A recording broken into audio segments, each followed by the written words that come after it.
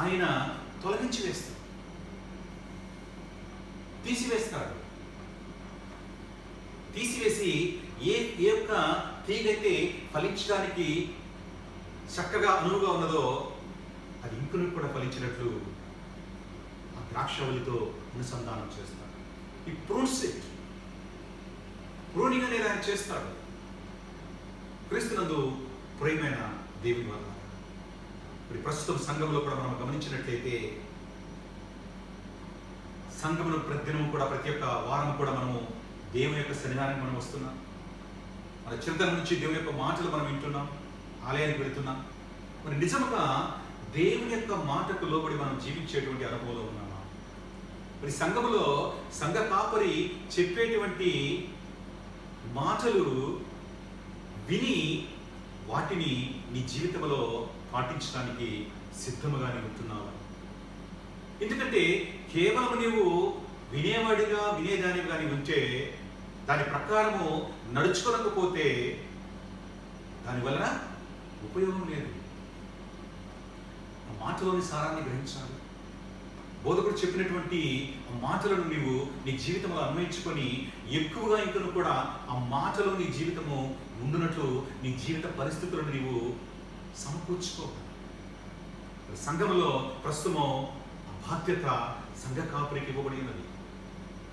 సంఘంలో దేవుని యొక్క వాక్యము చెప్పే వారికి ఇవ్వబడి ఉన్నది. కనుక వారి జీవితంలో సరైనటువంటి మాటలను అందించి వారు చక్కగా క్రీస్తులో మమేకమవడానికి వారిని పురిగొల్పవలసిన అవసరం ఉన్నది. వారిని అనుసంధానించవలసినటువంటి అవసరం ఉన్నది. మరి ఆ బాధ్యత సంఘంలో ఉన్నటువంటి బోధకుల మీద ఆధారపడి ఉన్నది. అదేవిధముగా సంఘస్థులు కూడా ఎవరైతే దేవుని యొక్క మాటను వింటున్నారో ఆ మాటను గ్రహించేటువంటి అనుభవం ఉండాలి. మాటను గ్రహించి వారి జీవితంలో బలం అందిపుచ్చుకోవాలి. ఆ మాటలో ఉన్న సారమును, ఆ మాటలో ఉన్న బలమును వారు అందిపుచ్చుకోవాలి. అప్పుడే వారు ఫలించే దిశగా వెళ్తారు. ఎందుకంటే క్రీస్తు ప్రభువు వారి యొక్క ఉద్దేశము ప్రతి ఒక్కరు కూడా ఫలించాలి. ప్రతి తీగ కూడా ఆయనలో ఉండి ఫలించాలి. ద్రాక్షావళి అయినటువంటి క్రీస్తు ప్రభులో ప్రతి తీగ కూడా ఉండి ఫలించాలని ఆశపడుతూ ఉన్నాడు. కనుకనే ఆ వ్యవసాయకుడు దానిని ప్రూన్ చేస్తాడు. ఆ తీగలో ఏమన్నా అనవసరమైనవి ఉంటే దాన్ని తొలగిస్తాడు. దానికి అవసరమైనటువంటి వనరుని కల్పిస్తాడు. ఒకవేళ ఆ తీగ ద్రాక్షావళి నుంచి ఏమన్నా తెగిపోయే పరిస్థితి ఉంటే తిరిగి మరలా దాన్ని అంటుకడతాడు, సక్రమపరుస్తాడు. ఎందుకంటే ఫలించే ఉద్దేశం ఉంది. ఎందుకంటే ప్రతి మానవుని జీవితంలో కూడా ప్రతినిత్యం కూడా వస్తున్నటువంటి శోధన కానివ్వండి, ఇబ్బందికర పరిస్థితులు కానివ్వండి, కొన్ని సందర్భాల్లో దేవుని యొక్క సన్నిధం నుంచి నిన్ను పక్కకు వెళ్ళడానికి, ప్రక్కకు నడిపించడానికి పురిగొల్పుతాయి. కానీ నీవు ఎప్పుడైతే నీవు విన్న మాటలు లేక నీవు చదివిన మాటలు గ్రహించి వాక్యము చొప్పున నీవు జీవించడం ప్రారంభిస్తాము, పరిశుద్ధాత్మ దేవుడు నీకు సహాయం చేస్తాడు. పరిశుద్ధాత్మ దేవుడు నీకు సహాయం చేస్తాడు. ఆ మాటలను నీవు గ్రహిస్తున్నావని ఎప్పుడైతే పరిశుద్ధాత్మ దేవుడు తెలుసుకుంటాడో, నీ ఉద్దేశంలో తెలుసుకుంటాడో, ఆయన తిరిగి మాటలో నిన్ను భద్రపరుస్తాడు. ఆ శ్రమలను చూడకుండా దేవుని మాట పట్ల నీ విశ్వాసం ఎప్పుడు కనపరుస్తావో పరిశుద్ధాత్ముడు నిన్ను నడిపిస్తాడు. పరిశుద్ధాత్ముడు నిన్ను స్థిరపరుస్తాడు.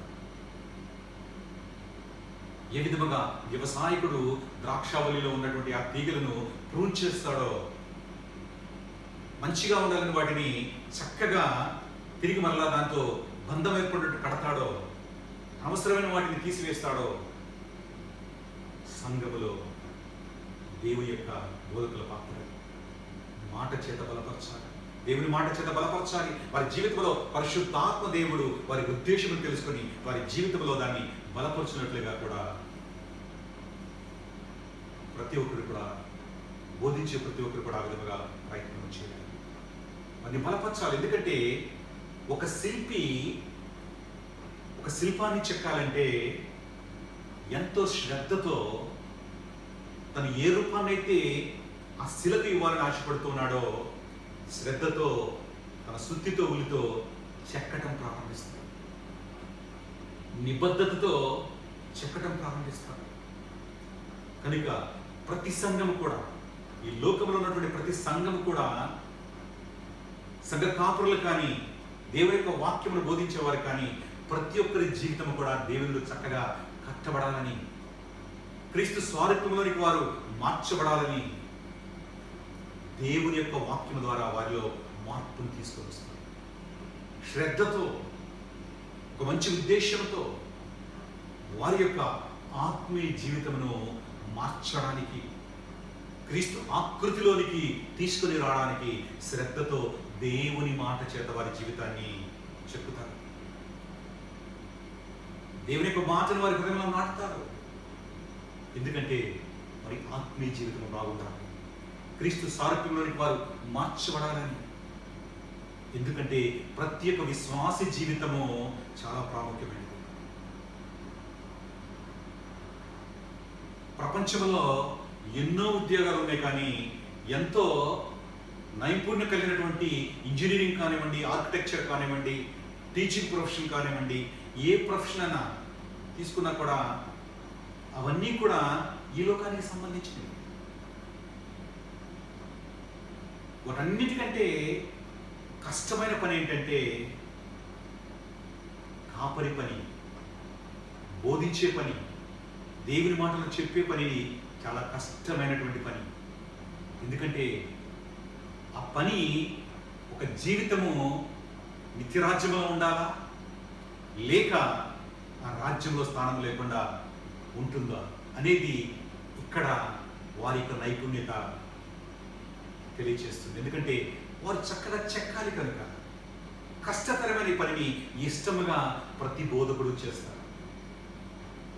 ప్రతి ఒక్కరు కూడా ఆయా సంఘాలలో ఉన్నటువంటి వారి సంఘ సభ్యులందరూ కూడా దేవునిలో ఉండాలని, క్రీస్తు సారూప్యంలోనికి మార్చబడాలని ఎంతో శ్రమ పడతారు. ప్రతి బోధకుడు కూడా ఎంతో శ్రమ పడతాడు. దేవుని యొక్క వాక్యమును క్షుణ్ణముగా గ్రహిస్తాడు.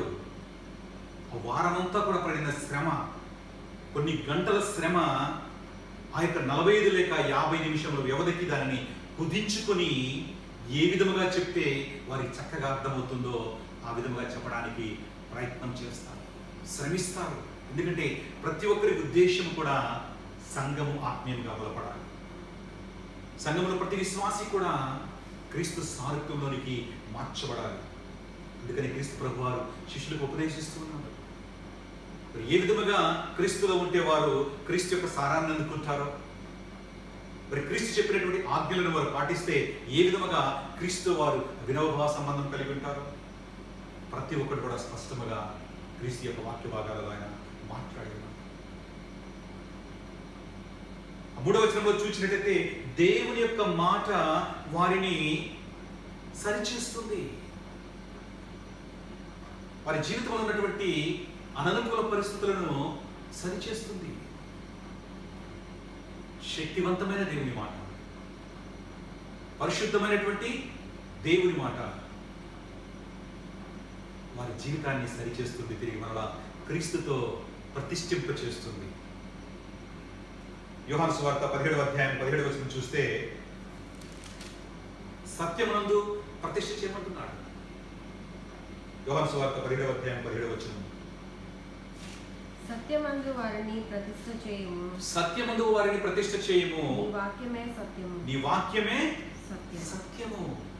సత్యమునందు వారిని ప్రతిష్ఠ చేయము. ఫుట్నోట్ మనం చూస్తే సత్యము వలన, సత్యము వలన వారిని ప్రతిష్ఠ చేయము, నీ వాక్యమే సత్యము. సత్యమైనటువంటి ఈ మాట తిరిగి క్రీస్తులో వారిని మమేకం చేస్తుంది, క్రీస్తులో ప్రతిష్టము చేస్తున్నది. క్రీస్తునందు ప్రియమైన దేవుని బిడ్డలారా, మరి వ్యవసాయకుడు కూడా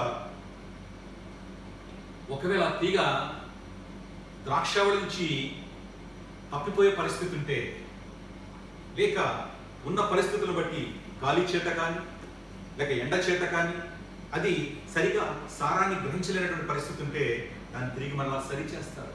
ఈ ప్రూన్స్ ఇట్, సరిచేస్తాడు, తిరిగి ద్రాక్షావళితో అనుసంధానం చేస్తాడు. తిరిగి మరలా అది బలపడడానికి, ద్రాక్షావళి సారమును అందిపుచ్చుకోవడానికి దానిని సరిచేస్తారు. అదేవిధంగా దేవుని యొక్క మాట, సంఘంలో బోధిస్తున్నటువంటి దేవుని యొక్క మాట తిరిగి వారి జీవితంను సరిచేస్తుంది. శోధన వల్ల కానివ్వండి, ఇబ్బంది పరిస్థితుల వల్ల కానివ్వండి, చుట్టూ ఉన్న పరిస్థితుల వల్ల కానివ్వండి, భయము చేత కానివ్వండి, వారి జీవితంలో ఉన్నటువంటి బాధ చేత కానివ్వండి, ఎప్పుడైతే వారు నిరాశ నిస్పృహలకు లోనవుతారో దేవుని యొక్క సన్నిధిలో బోధింపడుతున్న మాట తిరిగి వారిని మళ్ళా క్రీస్తు అనుసంధానం చేస్తుంది. పరిశుద్ధమైన మాట వారిని పరిశుద్ధపరుస్తుంది. సమాధానపరిచేటువంటి మాట వారి జీవితంలో సమాధానాన్ని అనుభవిస్తుంది. క్రీస్తునందు ప్రేమ దేవుని మాట తిరిగి మరలా సత్యమునందు ప్రతిష్ఠ చేస్తుంది. ఆ మాట వలన తిరిగి వారి జీవితంలో మరలా కష్టపడతాయి. అందుకని 4వ వచనం చూస్తే, నా యందు నిలిచిండుడి, మీ యందు నేను నిలిచిండును. తీగ ద్రాక్షవల్లిలో నిలిచి ఉంటేనే కానీ తనంతటి తానే ఎలాగో ఫలింపదో, అలాగే నా యందు నిలిచి ఉంటేనే కానీ మీరు ఫలింపరు. మీరు ఫలభరితముగా ఉండాలంటే నా యందు నిలిచి ఉండాలని క్రీస్తు ప్రభు వారు తెలియజేస్తున్నారు. ఫలభరితముగా ఉండాలంటే నా యందు మీరు నిలిచిండుడి. నా యందు మీరు నిలిచి ఉంటే మీ యందు నేను నిలిచి ఉంటాను. ఎప్పుడైతే తీగ తిరిగి మరలా ద్రాక్షావళితో అనుసంధానం చేయబడుతుందో, ఆ ద్రాక్షావళిలో సారము ఆ తీగకు వస్తుంది. ఆ తీగను తిరిగి మరలా అనుసంధానం చేయవలసిన బాధ్యత వ్యవసాయకుడిలో ఉంది. తండ్రి అయిన దేవుడు చేస్తాడు, పరిశుద్ధాత్ముడైన దేవుడు చేస్తాడు. సంఘములో అయితే సంఘములో బోధించేవారు దేవుని మాట ద్వారా తిరిగి వారిని దేవుని చెంతకు నడిపిస్తారు. క్రీస్తునందు ప్రియమైన దేవుని బిడ్డలారా, సంఘంలో చూస్తే కొంతమంది చక్కగా ఫలిస్తూ ఉంటారు, కొంతమంది ఈ లోకం యొక్క ఆకర్షణ వల్ల తిరిగి బ్యాక్ స్లైడింగ్ అనే పరిస్థితుల్లో ఉంటారు, వెనుదిరిగిన అనుభవం ఉంటారు. వారు ఎంత చెప్పినా కూడా వినలేని పరిస్థితుల్లో వారు ఉండవచ్చు. కొంతమంది అయితే ఉన్న పరిస్థితులను బట్టి దేవుని సన్నిధి నుంచి తొలగడానికి ఆస్కారం ఉన్నది. కనుక దేవుని మాట తిరిగి వీరిని దేవుని చెంతకు నడిపిస్తుంది. కొంతమంది జీవితాలు అయితే దేవుని యొక్క వాక్యం ఎంత చెప్పినా కూడా వాత వేయబడిన హృదయం కలవారే వారు దేవుని యొక్క మాటను అంగీకరించడానికి సిద్ధపడరు. రాతి నేలగా ఉంటుంది వారి హృదయం. మరి అటువంటి వారి జీవితంలో దేవుని యొక్క తీర్పు అనేది ఉంటుంది. ఇక్కడ కూడా ఫలింపని ప్రతి తీగ కూడా తీసివేయబడి పక్కన పారవేయబడుతుంది.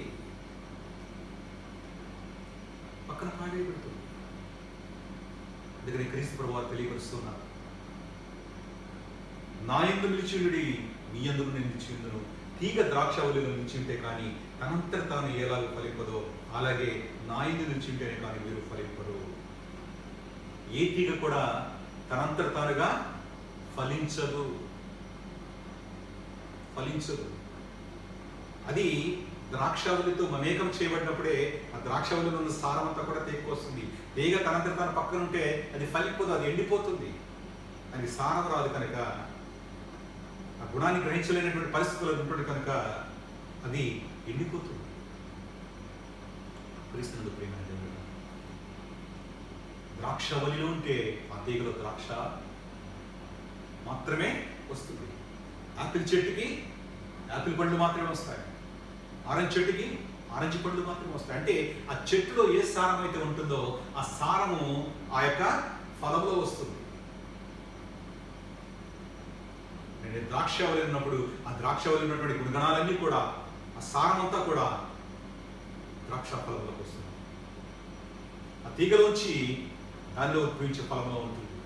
కనుక నా యందు మీరు ఉంటేనే కానీ మీరు ఫలింపరని క్రీస్తు ప్రభు వారు స్పష్టంగా మాట్లాడుతున్నారు.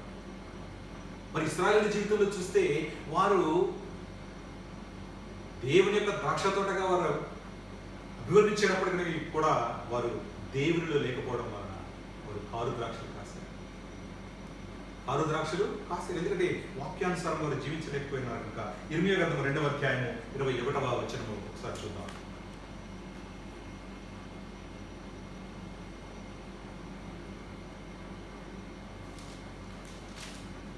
శ్రేష్టమైన ద్రాక్షవల్లి వంటి దానిగా నేను నిన్ను నాటితిని. శ్రేష్టమైన ద్రాక్షవల్లి వంటి దానిగా నేను నిన్ను నాటితిని. కేవలము నిక్కమైన విత్తనము వలె నిక్కమైన విత్తనములో చెట్టు వంటి దానిగా వాళ్ళని చెట్టు వంటి దానిగా నిన్ను నిన్ను నాటితిని. ఓకే, నాకు జాతిహీనపు ద్రాక్షవల్లి వలె నీవెట్లు